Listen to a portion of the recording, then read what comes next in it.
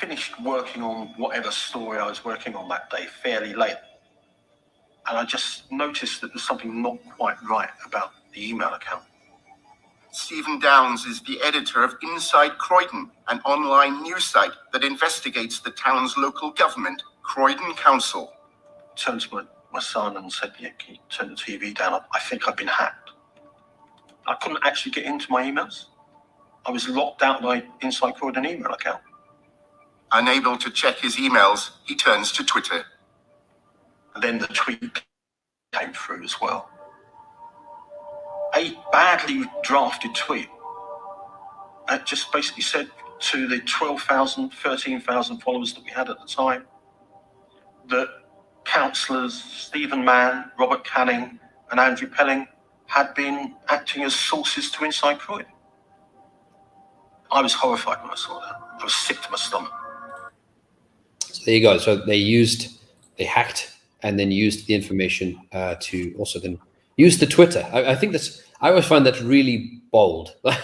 So, yeah. Not only are they hacking and stealing all this information and doing stuff that we'll explain in a bit, but just going onto the Twitter, going and firing off a random tweet to everyone. That's I just thought that was quite crazy, actually. You'll see that they're a bit worse. They're a bit sloppier later on. But yeah, thoughts on that, Chris?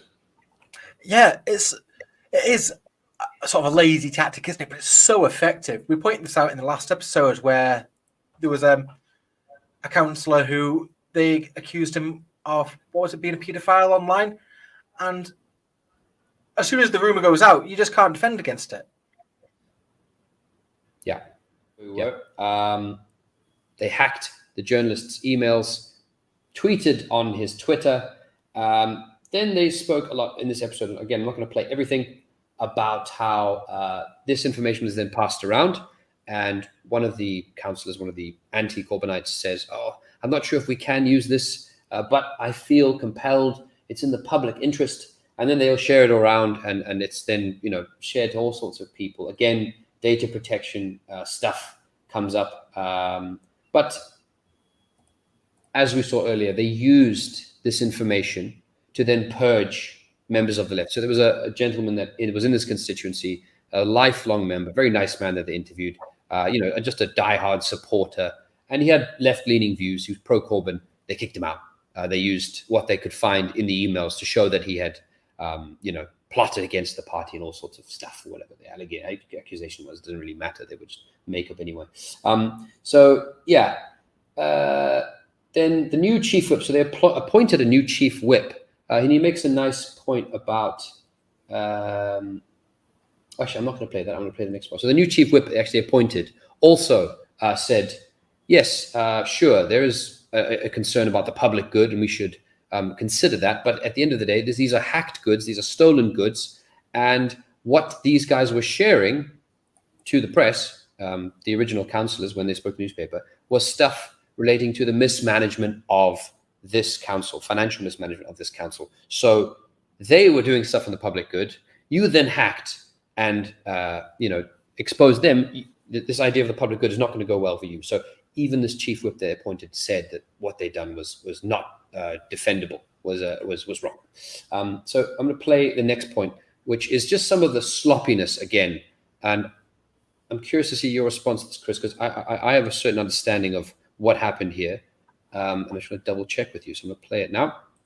Inside Croydon, the story was not over yet.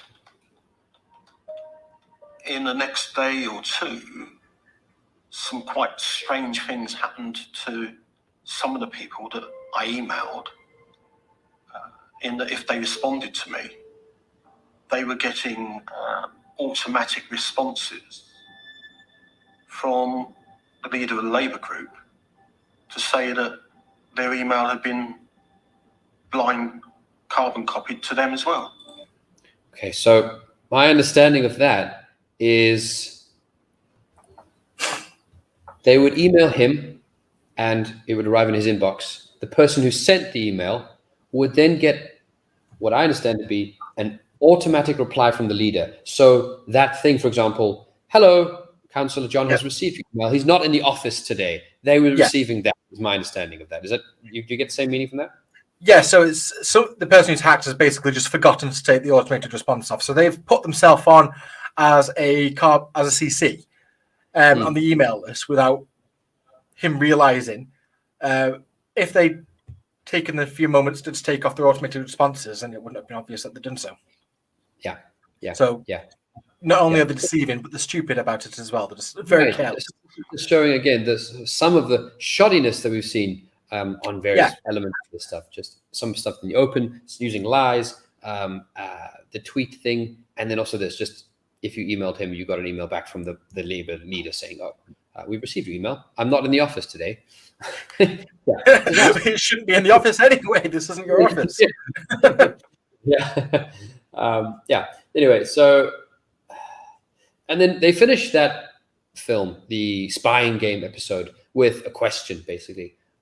If these guys, Keir Starmer and all of his friends and supporters in the Labour Party, if they get into power and they're willing to do this to get there and are willing to spy and hack and cheat and lie and follow people's kids, what are they going to do when they get into power?